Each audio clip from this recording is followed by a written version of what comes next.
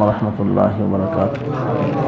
إن الحمد لله نحمده ونستعينه ونستغفره ونعوذ بالله من شرور أنفسنا ومن سيئات أعمالنا. من يهده الله فلا مضل له ومن يضلل فلا هادي له. أشهد أن لا إله إلا الله وحده لا شريك له وأشهد أن محمدا عبده ورسوله صلى الله تعالى عليه وآله وسلم. يا أيها الذين آمنوا اتقوا الله حق تقاته ولا تموتن إلا وأنتم مسلمون. يا أيها الناس اتقوا ربكم الذي خلقكم من نفس واحدة وخلق منها زوجها وبث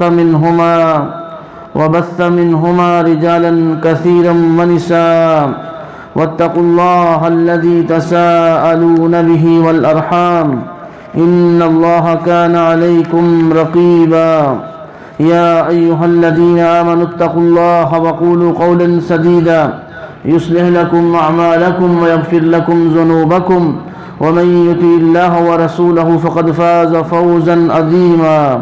أما بعد فإن أحسن الكلام كلام الله وخير الهدي هدي محمد صلى الله عليه وآله وسلم وشر الأمور محدثاتها وكل محدثة بدعة وكل بدعة ضلالة وكل ضلالة في النار. أعوذ بالله السميع العليم من الشيطان الرجيم من همزه ونفخه ونفثه. بسم الله الرحمن الرحيم.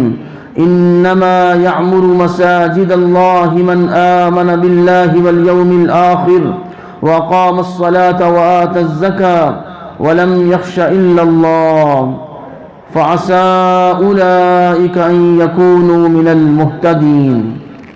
اللہ تبارک و تعالی نے سورہ توبہ کے اندر اس کی آیہ مبارکہ 18 کے اندر ارشاد فرمایا، بے شک اللہ کے گھروں مسجدوں کو آباد وہ لوگ کرتے ہیں جو اللہ تعالیٰ پر صحیح ایمان رکھتے ہیں اور آخرت کے دن پر جن کا صحیح ایمان ہے، اور نماز وہ قائم کرتے ہیں، 5 وقتی نماز پڑھتے ہیں، اللہ سے ڈرتے ہیں، سنت کے مطابق پڑھتے ہیں، اور اللہ نے ان کو جو مال دیا ہے سال گزرنے پر اس مال میں سے اگر حد نصاب کو پہنچ جائے اس کی زکوٰۃ بھی ادا کرتے ہیں۔ وَلَمْ يَخْشَ إِلَّا اللَّهِ، آگے فرمایا وہ اللہ تعالیٰ کے سوا اور کسی سے ڈرتے نہیں ہیں۔ فَعَسَىٰ أُولَٰئِكَ أَن يَكُونُوا مِنَ الْمُهْتَدِينَ، تو یہ لوگ ایسے ہیں جو ہدایت یافتہ ہیں۔ وقت مختصر ہے، پچھلے درس میں نے اللہ تعالیٰ کی توفیق اور اس کی مدد سے یہ بات بیان کرنے کی کوشش کی تھی۔ یہ سبق اصل میں جو بیان کرنے والا ہوتا ہے اس نے بھی ایک سبق ہی سنانا ہوتا ہے قرآن اور حدیث کا، اللہ پاک کے فرامین اور نبی کریم صلی اللہ علیہ وسلم کے فرامین سنانے ہوتے ہیں تاکہ ذرا ایمان کی تازگی ہو جائے۔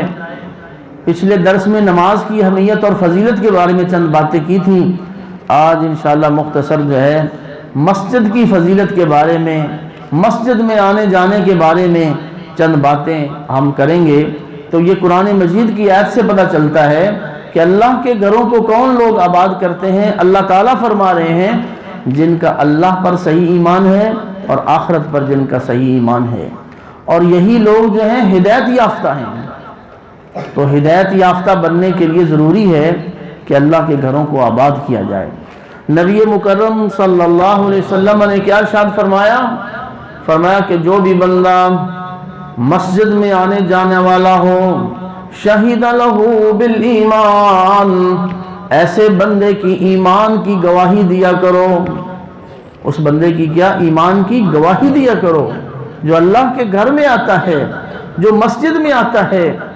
اور مسجدیں بنانا، مسجد کی تعمیر کرنا، مسجد میں آنا، مسجد کی صفائی کرنا، یہ تو نبیوں والا کام ہے۔ کہاں لکھا ہے؟ قرآن میں لکھا ہے۔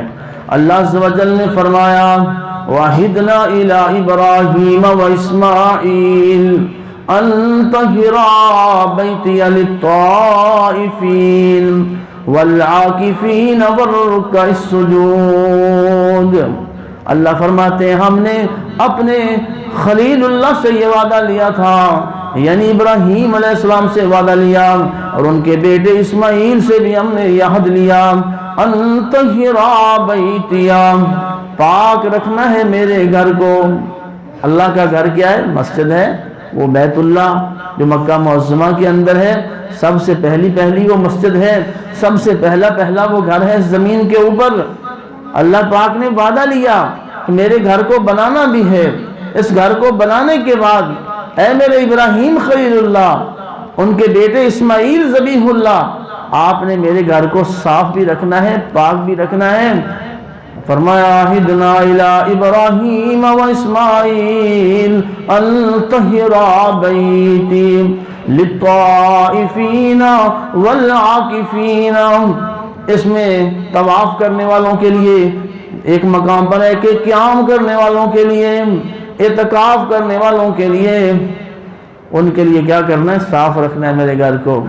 والرکع السجود، رکوع و سجود کرنے والوں کے لیے۔ تو یہ نبیوں کا کام ہے، اللہ کے گھروں کی صفائی کرنا، ان کی طہارت کا انتظام کرنا۔ اور فرمایا کہ جو مسجد میں آنے جانے والا شخص ہے اس کے ایمان کی گواہی دیا کرو۔ اللہ واللہ، اتنا بڑا اہم کام ہے کہ اللہ تعالیٰ اپنے جلیل القدر پیغمبر حضرت ابراہیم علیہ السلام کو یہ فرما رہے ہیں میرے گھر کو پاک اور صاف رکھنا ہے۔ تو مسجد کے ساتھ جس کا تعلق ہو جائے، سمجھ لیں جس کا مسجد سے ناتا ہے، مسجد میں آتا جاتا ہے، مسجد کی آبادی کرتا ہے، وہ ہدایت یافتہ بھی ہے، اور وہ انبیاء علیہ السلام کی سنت پہ عمل کر رہا ہے۔ اتنی بڑی فضیلت، اللہ اللہ۔ قیامت کا دن ہوگا کہ سورج جو ہے آسمان کا یہ قریب آ جائے گا، حدیث میں کہ 1 میل کے فاصلے پر آ جائے گا، اور یہ زمین بدل جائے گی، آسمان بدل جائے گا، سورج جو ہے یہ ختم کر دیا جائے گا، ستارے جھڑ جائیں گے۔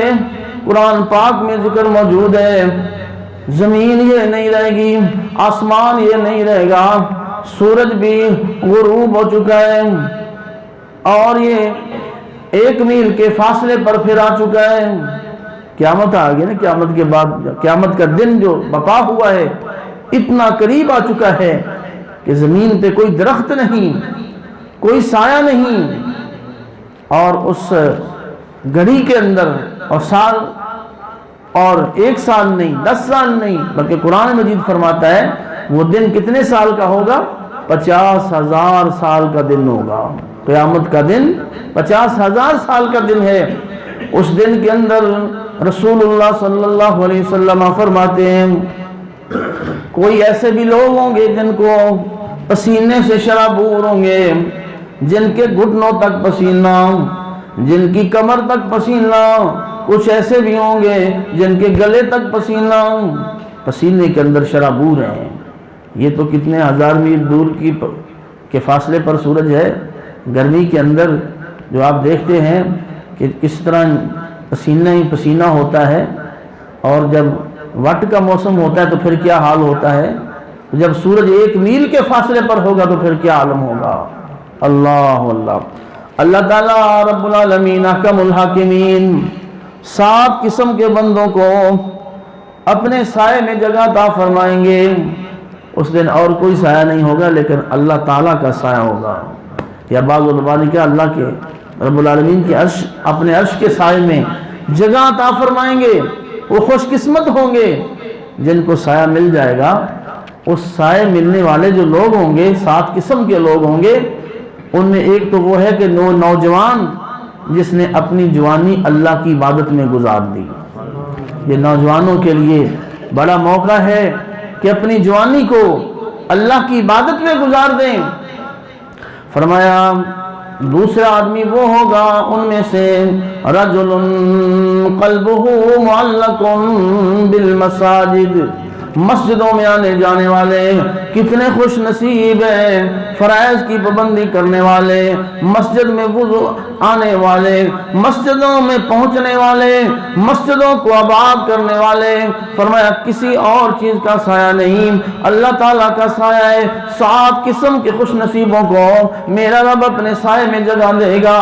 ایک وہ آدمی ہے جس کا دل مسجد میں لٹکا رہتا ہے، مسجد میں دل لگا رہتا ہے، تو مسجد سے دل پھر لگانا چاہیے نا۔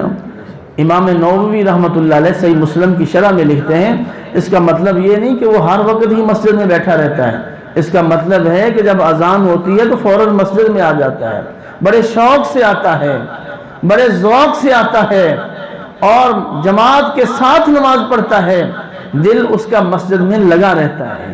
اور مومن کا مسجد میں دل کیسے لگنا چاہیے؟ جیسے مچھلی پانی کے اندر اس کا دل لگا رہتا ہے نا، پانی سے مچھلی کو باہر نکالیں تو تڑپتی ہے، مومن کا بھی دل مسجد میں لگا رہتا ہے، اس کو بڑی تڑپ ہوتی ہے کہ اذان کا وقت ہونے والا ہے، جماعت کا ٹائم ہونے والا ہے، میں نے اللہ کے گھر میں پہنچنا ہے۔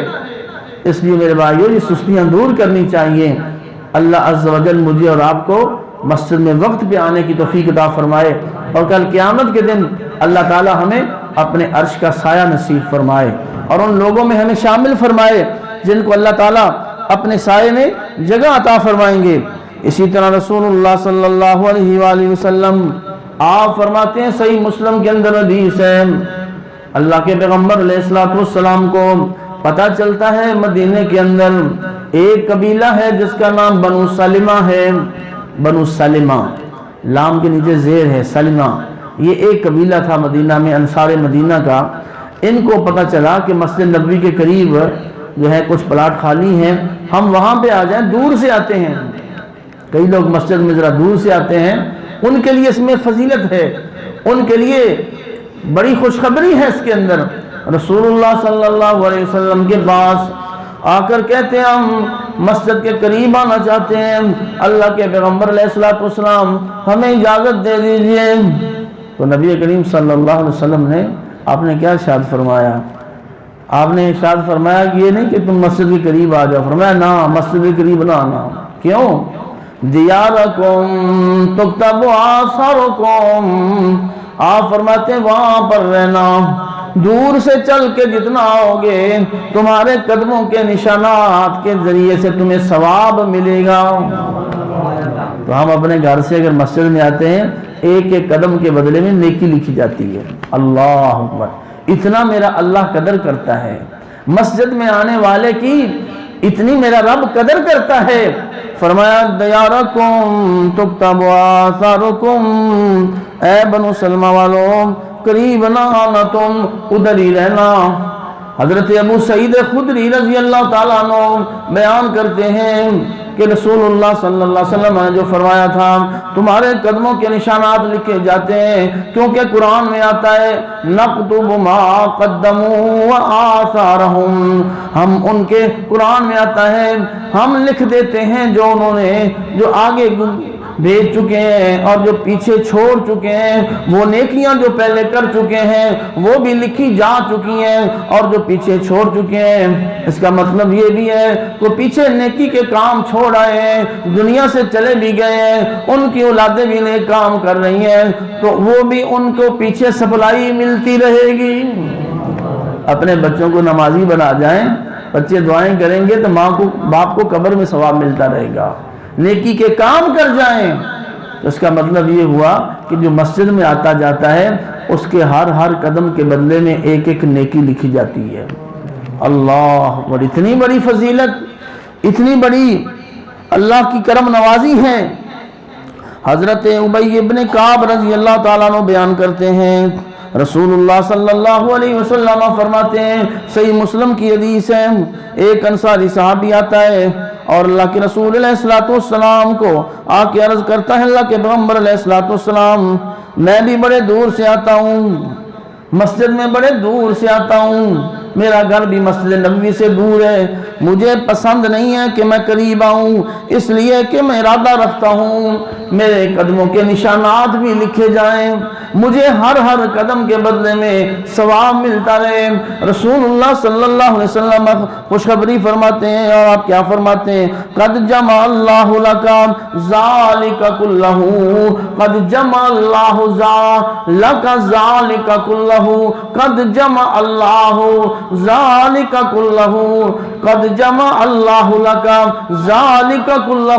آپ فرماتے ہیں میرے صحابی، اگر تیری یہ خواہش ہے، اگر تیری یہ آرزو ہے کہ میں جب دور سے چل کے مسجد میں آؤں تو مجھے ہر قدم کے بدلے میں نیکیاں ملیں، تو اللہ پاک نے تیرے لیے ساری نیکیاں جمع کر دی ہیں۔ نیت پہ ثواب ملتا ہے، دور سے آئیں گے، پیدل چل کے آئیں گے، ہر قدم کے بدلے میں ایک نیکی لکھی جائے گی، اور ہر قدم کے بدلے میں ایک درجہ جنت میں بلند کر دیا جائے گا، ہر قدم کے بدلے میں ایک گناہ کو بھی میرا رب مٹا دے گا۔ مسجد میں آنے کی اتنی فضیلت مسجد میں آنے کی کہ ہر قدم کے بدلے میں نیکی بھی لکھی جائے، ہر قدم کے بدلے میں بندے کے گناہ بھی معاف کر دیا جائے، ہر قدم کے بدلے میں ایک درجہ جنت میں بلند بھی کر دیا جائے۔ کسی اور گھر میں جائیں تو ایسا کوئی ہو سکتا نہیں، یہ کس کا گھر ہے؟ اللہ کا گھر ہے۔ اللہ کے رسول علیہ الصلوۃ والسلام آپ فرماتے ہیں میرے صحابہ، اذا مررتم بریاض الجنہ، اے میرے صحابہ اکرام کی جماعت، آپ فرماتے ہیں جب جنت کے باغوں سے تمہارا گزرنا ہو کچھ کھا پی لیا کرو۔ صحابہ کو آپ فرما رہے ہیں، کائنات کے امام جناب محمد رسول اللہ صلی اللہ علیہ وسلم، جب آقا کریم علیہ السلام کا نام آئے تو محبت سے کیا پڑھنا ہے؟ صلی اللہ علیہ وآلہ وسلم کہنا ہے۔ اس کو کبھی نہ بھولا کریں، جب بھی آپ کا نام گرامی لکھا جائے، پڑھا جائے، سنا جائے، جب بھی لکھا جائے آپ کا نام نامی اس میں گرامی سنا جائے، پڑھا جائے، تو پھر ساتھ محبت سے ضرور کہنا چاہیے صلی اللہ علیہ وآلہ وسلم۔ یہ ہمارے پیارے نبی صلی اللہ علیہ وسلم کا ہمارے اوپر حق ہے کہ آپ کا نام نامی اس میں گرامی جب آتا ہے تو درود پاک ضرور پڑھنا چاہیے۔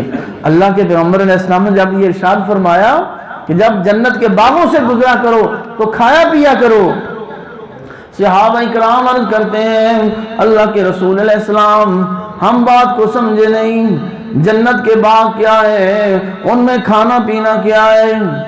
اللہ واللہ صحابہ کرام سمجھتے تھے کہ نبی کریم صلی اللہ علیہ وسلم دین کے معاملے میں اللہ کی وحی سے بولتے ہیں، اپنی مرضی سے بولتے نہیں ہیں۔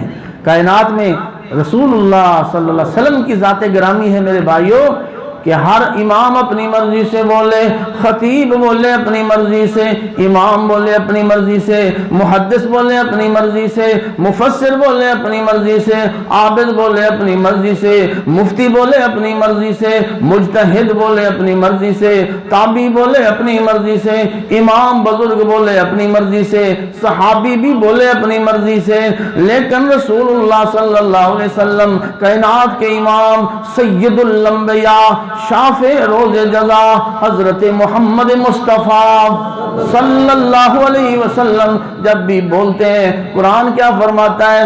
وما ينطق عن الهوى ان هو الا وحی یوحی۔ میرے نبی جب نطق فرماتے ہیں، جب زبان ہلاتے ہیں تو اللہ کی وحی سے بولتے ہیں، اپنی خواہش سے نہیں بولتے ہیں، اپنے خواہش سے نہیں بولتے ہیں، اللہ کی وحی سے بولتے ہیں۔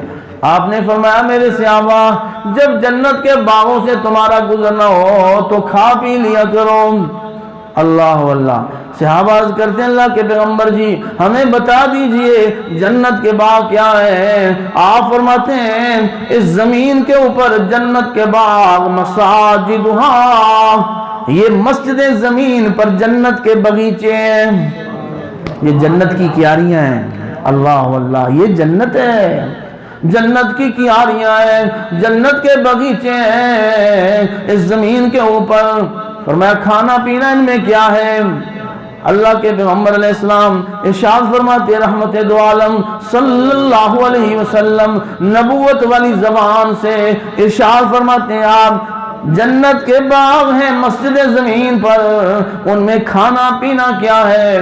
سبحان اللہ پڑھنا، الحمدللہ پڑھنا، اللہ اکبر پڑھنا، لا الہ الا اللہ پڑھنا، ذکر کرنا، یہ جنت کے میوے کھانا ہے۔ اللہ اللہ، اگر سارے زمین اور آسمانوں کو ایک ترازو کے اندر رکھ دیا جائے نا، جو ترازو ہے جس میں نیکیاں تولی جائیں گی، 7 زمین 7 آسمان بھی اس میں ڈالے جائیں، وہ نیکیوں کا ترازو نہیں بھرتا ہے، اتنا بڑا ترازو ہے۔ لیکن نبی مکرم صلی اللہ علیہ وسلم فرماتے ہیں کہ ایک بندہ اگر اپنی زبان سے یہ کہہ دیتا ہے نا الحمدللہ، اللہ تمام تعریفیں تیرے لیے ہیں، اے میرے رب ساری تعریفیں تیرے لیے ہیں، اللہ تیرا شکر ہے، جس حال میں رکھے تیرا شکر ہے، اللہ کچھ ملے نہ ملے تیرا شکر ہے، اللہ کا شکر ادا کرے، الحمدللہ، اللہ ہر وقت تیرا شکر ہے، جس حال میں رکھے میرے مالک تیرا شکر ہے۔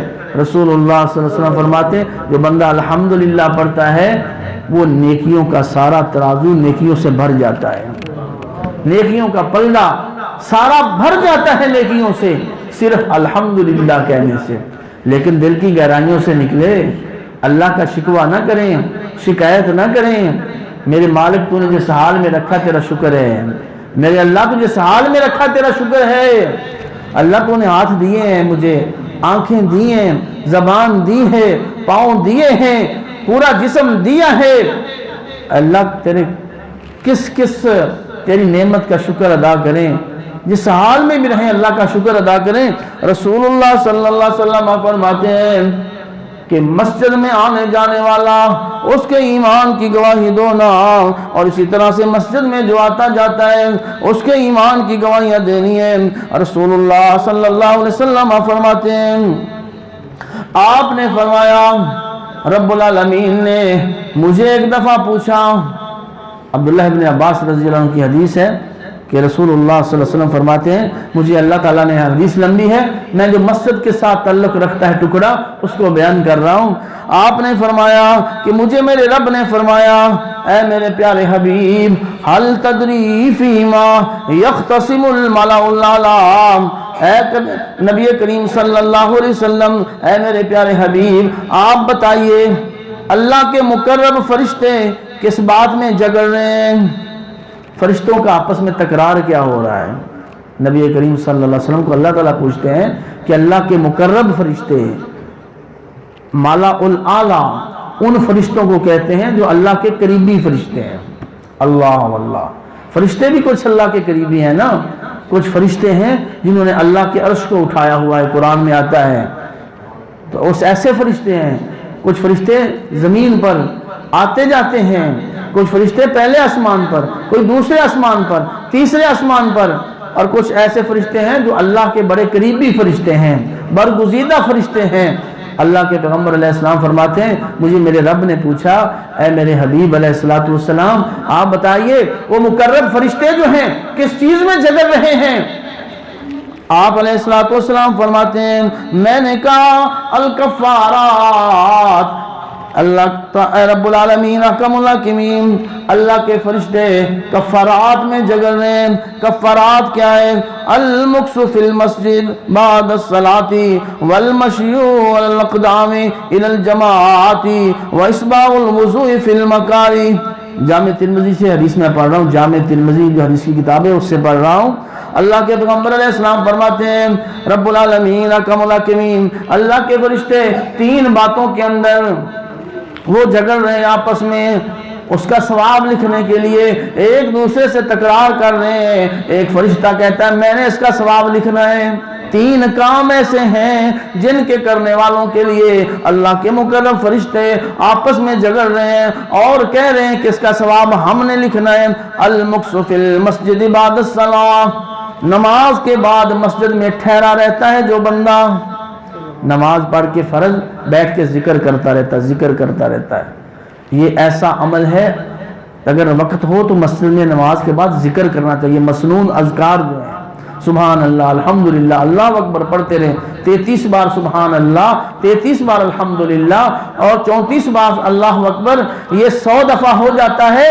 فرمایا جو بندہ یہ پڑھ لیتا ہے غفر لہ، ایسے بندے کے لیے اس کے گناہ معاف کر دیے جاتے ہیں۔ وَلَوْ كَانَتْ مِثْلُ زُبَدِ الْبَحْرِ، اگر اس کے سمندر کی جھاگ کے برابر بھی گناہ میرا رب معاف کر دیتا ہے۔ زمین پر کہتے ہیں ایک حصہ خشکی ہے، 3 حصے پانی ہے، سمندر ہے، تو سمندر کی جھاگ کے برابر بھی گناہ معاف ہو جائیں جو نماز پڑھنے کے بعد سبحان اللہ الحمدللہ اللہ اکبر کا وظیفہ کرتا ہے۔ فرمایا جو بیٹھا رہتا ہے نماز کے بعد اور پھر مسجد کی طرف جو قدم اٹھا کے آتا ہے اس کا ثواب لکھنے کے لیے، اور جو شخص مکمل وضو کرتا ہے اس کی کراہت کے وقت جسم درد کر رہا ہے پھر بھی وضو مکمل کر رہا ہے، ٹھنڈ ہے سردی ہے پانی بھی ٹھنڈا ہے پھر بھی مکمل وضو کرتا ہے، اس کا اتنا ثواب ہے کہ اللہ کے مقرب فرشتے اس کا ثواب لکھنے میں جلدی بھی کر رہے ہیں اور ایک دوسرے سے جھگڑ رہے ہیں کہ میں نے لکھنا ہے، دوسرا کہتا ہے نہیں میں نے لکھنا ہے۔ اللہ واللہ، تو یہ چیزیں مسجد سے تعلق رکھتی ہیں۔ اللہ کے مقرب فرشتے ثواب لکھتے ہیں، ایک دوسرے سے تکرار کرتے ہیں۔ جو مسجد میں آتا ہے نماز کے بعد مسجد میں بیٹھتا ہے ذکر کرتا ہے، اپنے قدم اٹھا کے مسجد کی طرف جو آتا ہے، اور رسول اللہ صلی اللہ علیہ وسلم فرماتے ہیں ایسا جو بندہ ہے، آپ نے اس کے بارے میں اور بھی آپ ارشاد فرماتے ہیں من فعل ذلك عاش بخیر ومات بخیر۔ دوسری خوشخبری آپ نے یہ فرمائی جو مسجد میں نماز کے بعد بھی ذکر کرتا رہتا ہے، قدم اٹھا کے مسجد کی طرف آتا ہے اور مکمل وضو کرتا ہے، فرمایا ایسا بندہ زندہ رہے گا تو خیر پہ زندہ رہے گا، فوت ہوگا تو خیر پہ فوت ہوگا۔ اتنی خوشخبری ہے، زندہ رہے گا تو اللہ تعالیٰ اس کو خیر کے ساتھ زندہ رکھے گا، اور دنیا سے جائے گا تو خیر سے دنیا سے جائے گا، یعنی اس کی موت بھی اچھی ہوگی۔ یہ اتنی بڑی خوشخبری والی بات ہے اس حدیث مبارکہ میں۔ اور پھر آگے الفاظ یہ بھی ہیں کہ وہ شخص جو ہے جب 3 کام کرتا ہے، 5 وقت مسجد میں آنے والا، گھر سے وضو کر کے آنے والا، قدموں کے نشانات بھی لکھے جاتے ہیں، اللہ کے فرشتے لکھتے ہیں، مسجد کے بعد ذکر کرتا ہے، نماز کے بعد ذکر کرتا رہتا ہے، بیٹھا رہتا ہے، اور فرمایا وضو اچھا کر کے آتا ہے، قدموں کے نشانات اس کے لکھے جاتے ہیں، چل کے آتا ہے، تو اس کی زندگی بھی ایمان والی، موت بھی ایمان والی۔ اور تیسری بات ارشاد فرمائی تو کہ اللہ تعالیٰ اس کو گناہوں سے اس طرح پاک کر دیتا ہے جس طرح اس کی ماں نے آج اس کو جنا ہے۔ اللہ اکبر، جس طرح اس کی ماں نے آج اس کو جنا ہے اتنا اس کو ثواب ملتا ہے۔ اللہ اکبر۔ تو میرے بھائیو اتنا ثواب ہے، اتنا اجر ہے۔ اللہ کے رسول علیہ السلام آپ فرماتے ہیں من خرج من بیتہ متطہرا، جو بھی اپنے گھر سے نکلتا ہے وضو کر کے نکلتا ہے، اگر مسجد میں آ کے وضو کریں تب بھی ٹھیک ہے، اچھی بات ہے مسجد میں آ کے وضو کرنا، ٹوٹیاں بنی ہوئی ہیں، لیکن اگر آپ اپنے گھر سے وضو کر کے نکلتے ہیں نا اس کا ثواب بہت زیادہ ہے، اس کا ثواب بہت زیادہ ہے۔ میں اب حدیث وہ بیان کرنے لگا ہوں، کتنے ایسے لوگ ہیں جن کے پاس پیسے نہیں ہیں، جن کے پاس دولتیں نہیں ہیں، جن کے پاس مال نہیں ہے، وہ اللہ کے گھر نہیں جا سکتے، جہازوں کا خرچ برداشت نہیں کر سکتے، آنا جانا بڑا مشکل ہے، عمرہ کرنا بڑا مشکل ہو گیا ہے، بڑی مہنگائی ہو گئی ہے۔ ایسے بندوں کے لیے بڑی خوشخبری ہے من خرج من بیتہ متطہرا الی صلاۃ مکتوبۃ۔ اللہ کے پیغمبر علیہ السلام کیا فرما رہے ہیں جو بھی اپنے گھر سے نکلتا ہے وضو کر کے نکلتا ہے، پاک صاف ہو کے نکلتا ہے، اچھے کپڑے صاف پہن کے نکلتا ہے، وضو کر کے نکلتا ہے، طہارت گھر سے کر کے نکلتا ہے، اپنے گھر سے جماعت کے لیے جاتا ہے، فرض نماز ادا کرنے کے لیے وضو اپنے گھر سے کر کے جاتا ہے، اجرہ کاجر الحاج المحرم۔ مسند احمد میں ابن حبان کی صحیح حدیث ہے، رسول اللہ صلی اللہ علیہ وسلم فرماتے ہیں اپنے گھر سے بندہ نکلا ہے، وضو کر کے نکلا ہے اور اس کے قدموں کے نشانات بھی لکھے جا رہے ہیں، واپس جاتا ہے پھر بھی قدموں کے نشانات لکھے جاتے ہیں، ہر قدم کے بدلے میں ایک ایک نیکی لکھی جاتی ہے، ایک ایک گناہ معاف ہوتا ہے، ایک درجہ بلند کر دیا جاتا ہے۔ گھر سے وضو کر کے آتا ہے، فرض نماز کے لیے جماعت میں پہنچتا ہے، اس کو اتنا اجر ملتا ہے، اتنا اجر ملتا ہے جس طرح ایک حاجی احرام باندھ کے اللہ کے گھر کی طرف جانے والا ہے۔ اللہ اللہ، 5 ٹائم آئیں مسجد میں تو دن کے اندر 5 وقت ثواب ملے گا جس طرح اللہ کے گھر کا حاجی جا رہا ہے۔ اللہ اکبر، کتنا اللہ کا فضل ہوا، کتنا اللہ کا کرم ہوا، رب العالمین احکم الحاکمین نے کتنا فضل کیا کہ مسجد میں آنے والا جو ہے اس کے لیے اتنا اجر، اتنا ثواب۔ اور فرمایا ثلاثۃ کلہم ضامن اللہ، 3 بندے ایسے ہیں جن کا ضمانت اللہ کے پاس ہے، جن کا ضامن اللہ ہے۔ 3 قسم کے بندے ایسے ہیں، ان میں ایک بندہ وہ ہے رجل راح الی المسجد فهو ضامن اللہ، ایک بندہ جو مسجد کی طرف آتا ہے وہ اللہ کی سپردگی میں آ جاتا ہے۔ ہم کسے کہتے ہیں تمہیں اللہ کے سپرد بھائی؟ تو فرمایا جو مسجد میں آتا ہے اللہ کہتا تو میرے سپرد ہو گیا ہے۔ اللہ اکبر، حتی یتوفاہ، یہاں تک کہ مسجد میں آنے جانے والا رستے میں آ رہا ہے جا رہا ہے، اگر فوت ہو جاتا ہے فیدخلہ الجنہ، اللہ کے سپردگی میں آ گیا تھا، اگر فوت ہو گیا ہے اللہ فرماتے جا میرے بندے تجھے میں نے جنت میں داخل کر دیا ہے۔ یہ مسجد کی فضیلت ہے، مسجد میں آنے جانے والے کی فضیلت ہے۔ ابو ہریرہ رضی اللہ تعالیٰ عنہ بیان کرتے ہیں رسول اللہ صلی اللہ علیہ وسلم فرماتے ہیں جو بندہ مسجد میں آتا ہے وضو کر کے گھر سے آتا ہے تو پھر اسے ہاتھوں میں انگلیاں نہیں ڈالنی چاہیے، ایسے نہیں کرنا چاہیے، کیونکہ جب مسجد سے وہ آ رہا ہے مسجد میں آ کے بیٹھا ہوا ہے وہ ایسے ہے مسجد میں جماعت کے انتظار میں بیٹھا ہوا ہے، اس کا ثواب اس طرح لکھا جا رہا ہے جس طرح نماز پڑھ رہا ہے۔ اللہ، اتنا اللہ کا کرم۔ اسی طرح رسول اللہ صلی اللہ علیہ وسلم نے ارشاد فرمایا جو رات کی نمازیں ہیں نا عشاء کی اور فجر کی، اس کا بڑا ثواب ہے، اس کا بڑے ثواب ہے، عشاء کی نماز کا، فجر کی نماز کا۔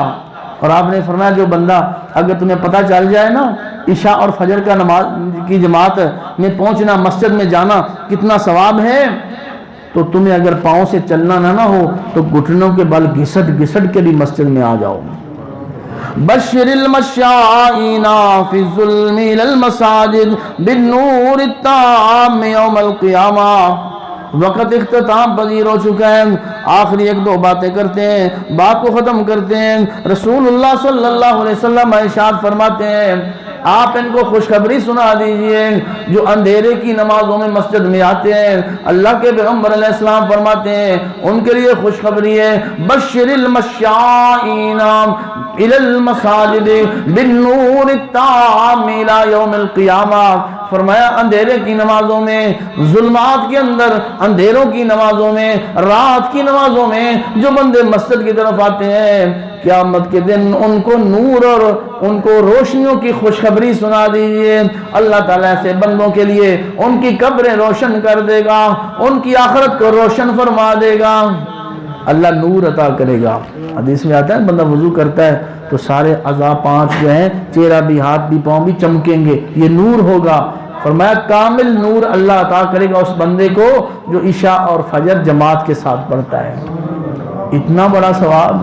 اور پھر اگر پہلی صف میں آ کے کھڑا ہو گیا ہے، صف میں بھی پیچھے نہیں رہنا۔